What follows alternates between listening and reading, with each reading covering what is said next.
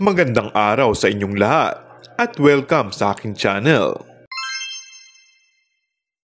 ABS-CBN, may malaking announcement ngayong taon.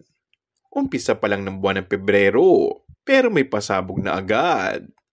Mapapakapit ka sa balitang dala niya. Abangan ngayon. Iyan nga ang post ng ABS-CBN.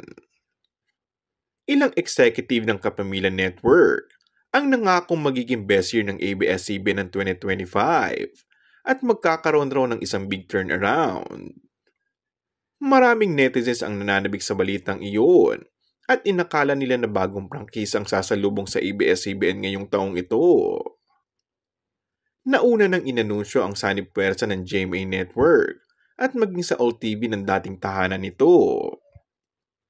Ngayon pa lang ay marami na ang umaasa sa bagong prangkisa para sa ABS-CBN dahil sa kasalukuyan itong nakalinya sa Senado.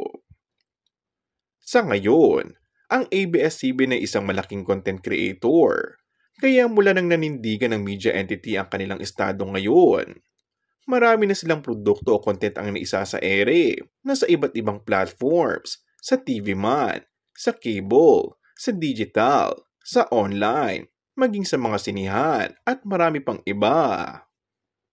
May mga nasagap din tayong ulat na marami ang may pabor sa gobyerno na muling bigyan ng ABS-CBN ng 25 years franchise ang TV network.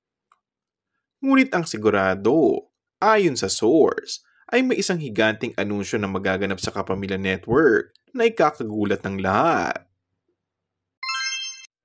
And that's all for our today's video. Kung bago ka lang sa aking channel ay mag-subscribe at pindutin na rin ang notification bell. Maraming salamat!